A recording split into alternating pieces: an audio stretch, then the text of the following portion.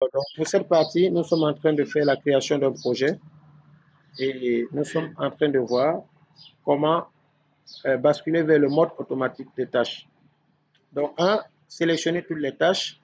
Après la sélection de toutes les tâches, vous cliquez sur le menu tâches et vous allez voir à droite complètement sous l'onglet. L'onglet, c'est quoi alors cet onglet? Après, c'est l'onglet planifier. Vous allez voir planification automatique.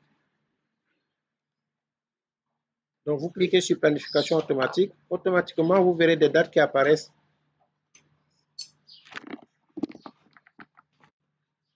Les dates qui apparaissent devant chaque tâche. Alors, les dates apparaissent et maintenant, nous allons mettre les liaisons entre les tâches. Ce qu'on appelle prédécesseur. Et dès qu'on met les liaisons entre les tâches, automatiquement, vous avez la durée totale du projet, vous avez les tâches critiques, vous avez toutes les autres variables qui seront générées. Maintenant, regardez la tâche A. Qu'est-ce que vous constatez? La durée de la tâche A.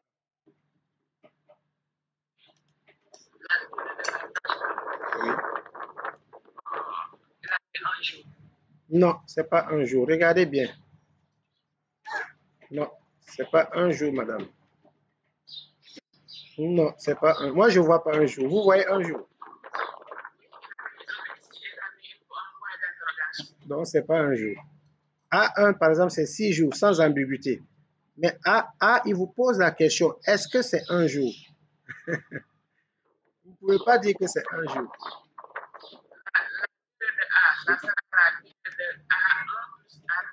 Donc, pas plus. Mais la durée de tâche A sera la durée, elle est fonction des durées des tâches subordonnées. Donc, A1 et A2, je l'ai fait exprès, sont les subordonnées de A.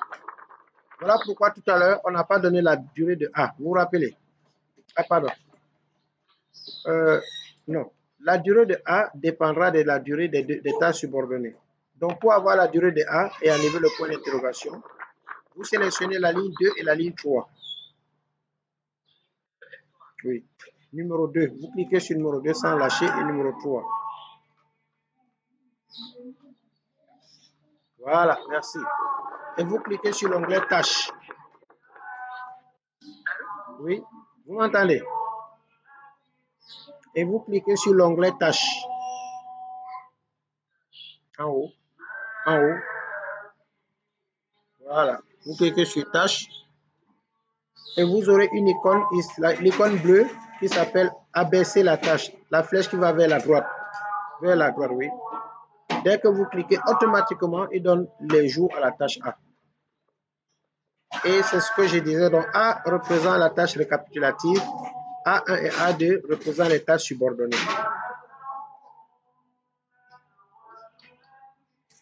Donc, ce qu'on vient de faire, c'est pour montrer que dans un projet, on peut avoir les tâches subordonnées et les tâches récapitulatives.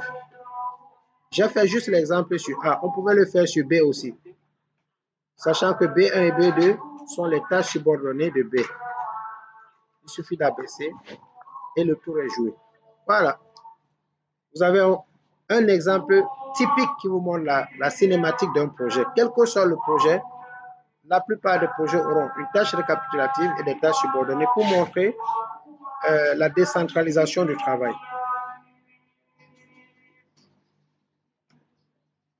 Maintenant, on termine par les liens entre les tâches. Comment mettre les liens entre les tâches?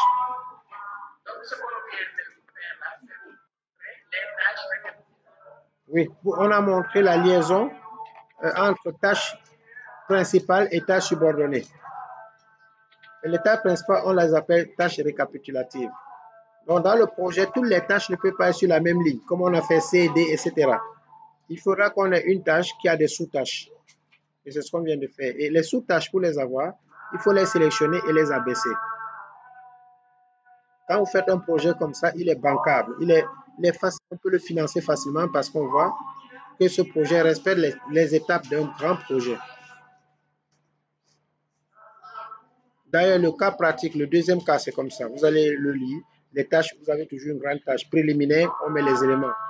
On met le titre, on met les éléments. Donc, les titres là sont les tâches récapitulatives et les sous-titres sont les tâches subordonnées. Exactement comme ce que vous venez de faire.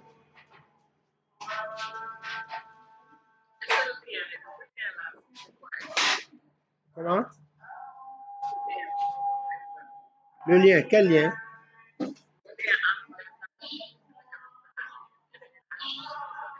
Ah, le lien, c'est par exemple si on dit, on donne le nom d'une tâche, on dit euh, coût, coût, coût de la réfection d'une maison, coût de la réfection d'une maison, 5 millions. Mais quand on donne ce chiffre, on ne sait pas les détails. Donc, quand on dit coût de la réfection d'une maison, il faut qu'on donne les détails qui sont là. Qu'est-ce qu'on a fait? Peinture, 100 000. Remblage, 200 000, etc. Si on a tous les détails, c'est pour contrôler un peu la gestion. C'est ce qu'on appelle la GAR, gestion axée sur les résultats. Donc, on ne donne pas un coût comme ça, coût de la maison, sans donner les détails. C'est ça le rôle des tâches subordonnées, pour montrer que ce travail-là, le coût que vous avancez, est un coût qui est justifié, ce n'est pas farfelu. Par exemple, regardez le chronogramme, je vous ai dit 10 heures, formation MS Projet 10 heures. Mais ces 10 heures, je les ai fait sous cette forme. J'ai dit module 1, 2 heures, module 2, 3 heures, et j'ai mis les détails. Donc, ça montre un peu le sérieux de votre travail. Mais si vous dites juste 10 heures, on ne sait pas qu'est-ce que vous allez faire, c'est un peu vague. Donc, c'est ça la notion de tâche récapitulative et tâche subordonnée. C'est obligatoire dans un projet. Maintenant, terminons. Dans votre écran, il y a des colonnes masquées. Donc, cette colonne qui sépare les dates, vous cliquez une fois dessus et vous tirez vers la droite. Vous allez voir qu'il y a des colonnes qui sont masquées. Oui, la ligne, voilà, voilà. Vous cliquez une fois, non, non, pas là. Changez, voilà, non, voilà. La souris doit avoir deux flèches. Non, pas cette flèche. Bougez la souris, oui, celle-là. Vous cliquez une fois sans lâcher et vous allez vers la droite. Il va vous donner d'autres menus cachés. Ça, c'est, on apprend l'interface. Vous avez des prédécesseurs. Si vous continuez, vous allez voir encore ressources. Il y a d'autres menus qui sont cachés, quoi. Mais pour l'instant, c'est prédécesseurs qui nous intéressent. Voilà. Maintenant, attendez, je vérifie. Le menu prédécesseur étant très grand. Ah, non, non, non, pas là. Suivez un peu ce que je vais expliquer. Mettez-vous sur la ligne, voilà, et vous ramenez vers la gauche. Parce que prédécesseur, ce serait un chiffre, un seul chiffre. À gauche complètement, oui, encore, encore, voilà. Vous voyez qu'on voit bien le MS Project. Donc, prédécesseur, c'est la liaison entre les tâches. À gauche encore, à gauche. Oui, vous lâchez. C'est bon. Pour aujourd'hui, on ne va pas toucher les ressources. On va travailler sur les prédécesseurs. Terminé. La tâche A n'a pas de prédécesseur.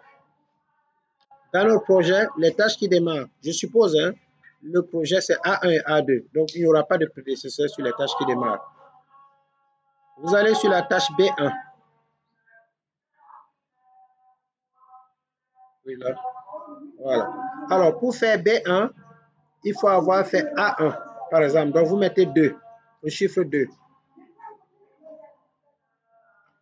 Voilà, vous allez à B2 en bas, faites entrer.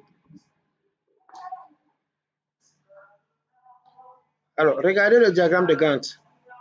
Regardez la liaison. Vous voyez la liaison, non? Et le diagramme de Gantt vient de dire que pour faire la tâche B2, B1, il faut avoir fait la tâche A1. Donc, voilà, merci. C'est comme si on dit pour faire la peinture, il faut avoir terminé de faire telle chose. Sans ça, on ne peut pas faire la peinture. Donc, c'est les tâches qui se suivent les unes après les autres. On appelle ça les tâches successives. Et ça, c'est vous qui définissez ça ou bien le technicien. Par exemple, pour former les utilisateurs à un appareil, il faut d'abord l'installer. Si on a installation du scanner ou de, je ne sais pas moi, on a un appareil quelconque dans le service oncologie, il faut d'abord installer l'appareil, le tester avant de former les utilisateurs sur l'appareil. Donc, on ne peut pas dire. Donc, il faut bien établir ces liens-là. C'est très important. C'est ça qui fait que vous aurez une bonne planification. Comment? Voilà. Énormément.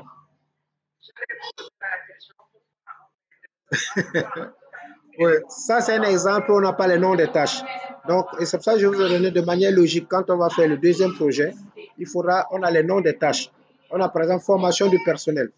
Sur quoi? Si c'est sur un appareil, il faudra d'abord que l'appareil soit installé avant de former.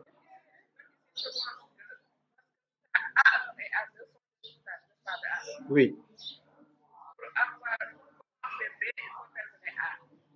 Pas forcément A. Pour commencer, A, oui, oui, B, mais pas B1. On a B1. On pouvait prendre A2 ou A1. Moi, j'ai choisi A1.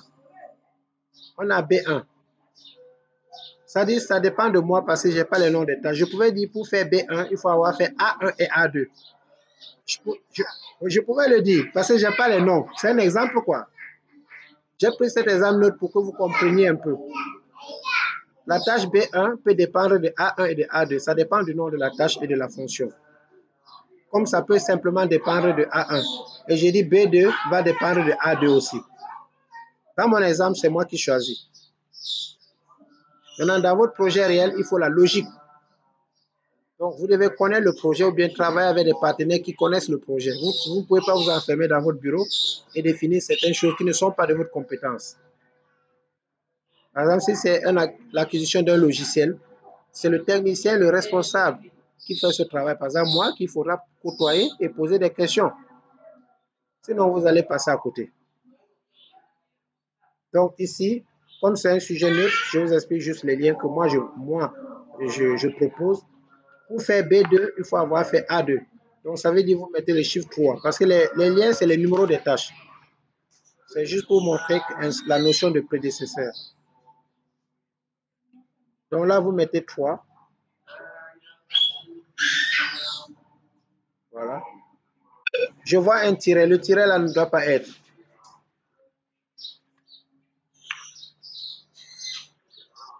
Non, là où vous avez mis 3. J'avais vu un tiret après 3. Remettez 3. Là où vous êtes, là où le curseur clignote. Oui, dans B2. Vous mettez simplement le chiffre 3 et vous validez.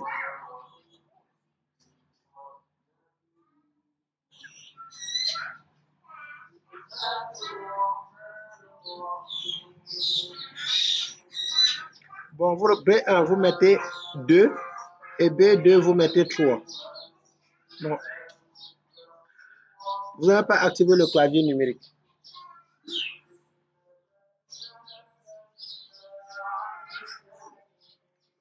Et 3. Voilà, donc si vous voyez bien, le diagramme de Gantt se dessine. Vous voyez qu'il y a déjà les relations entre A1 et A2, B1 et B2.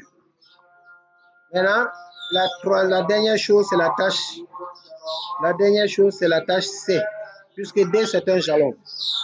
Alors, pour faire la tâche C, il faut avoir fait la tâche, vous mettez B2.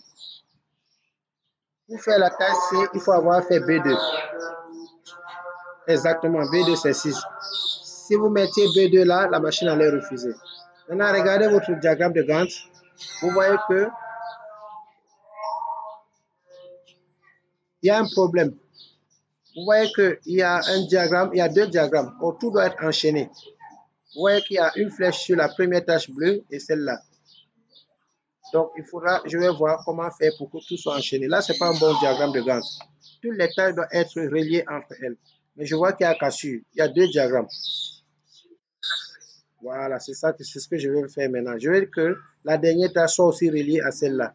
Et celle-là, c'est quel numéro? Regardez bien.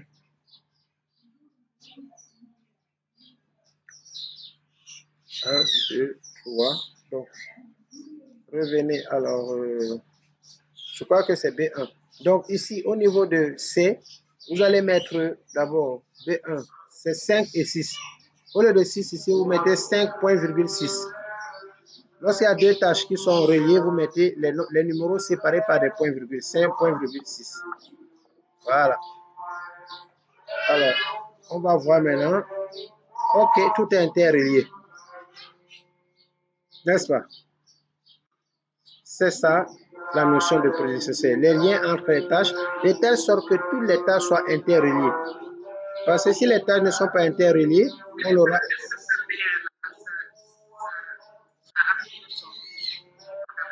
Quoi ça? Oui, tous les liens sont importants. Très importants même. Parce que vous pouvez le décrire. On peut vous donner ce diagramme et vous expliquer ce diagramme Gantt. Nous voyons que le premier lien commence la dernière tâche englobe aussi les deux autres. Toutes les tâches sont interreliées. C'est bon. Ils se rencontrent au niveau de la dernière tâche. Regardez bien le chemin. Toutes les tâches sont... Il n'y a pas de cassure.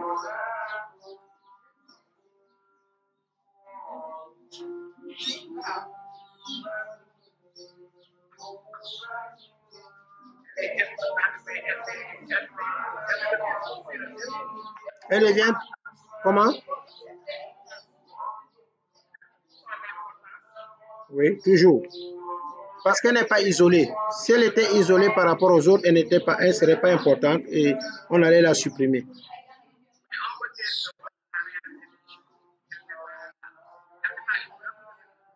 Pardon? On ne peut pas le dire maintenant. Vous allez vite en besogne. Pour le dire, il faut afficher les tâches critiques. Et si elle est critique, elle est urgente, elle est très urgente. Si elle est critique. Et comment savoir les tâches critiques? Maintenant, vous allez sur le menu. On l'avait vu en théorie. Pour afficher les tâches critiques dans ce diagramme de Gantt, vous allez sur affichage. Le menu affichage, voilà maintenant comment utiliser les menus. Et vous cochez tâches critiques. Alors, c'est dans format et non affichage. Format. Voilà. Et vous cochez en haut, sous le mot format, vous cochez. Et la machine va vous montrer les tâches critiques. Tout est critique. Tout est important dans votre projet. Vous voyez donc que si on interprète comme l'homme de la rue, vous allez donner des interprétations farfelues. Mais la machine vient de nous dire, le logiciel d'aide à la gestion de projet vient de nous montrer que dans ce projet, toutes les tâches sont critiques et importantes. Un manquement à une des tâches entraîne la fin l'échec du projet. Donc, voilà comment afficher les tâches critiques. Maintenant, on termine par quelle est la durée de ce projet. N'oubliez pas de faire CTRL-S pour enregistrer. Et ça, je vous avais montré ça au début. Comment afficher la durée du projet. Donc, si vous devez faire un commentaire pour dire quelle est la durée de ce projet en termes de jours, vous allez sur le menu format toujours. À droite complètement, vous cliquez sur tâche récapitulative du projet. Complètement à droite. Complètement à droite. Complètement.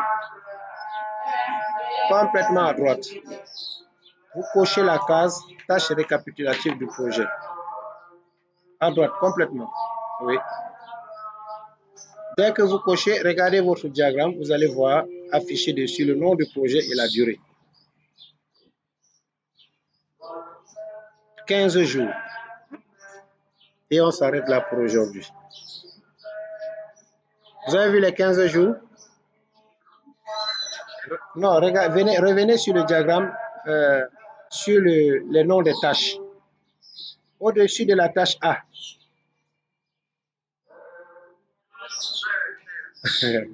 Donc, c'est ça. Voilà.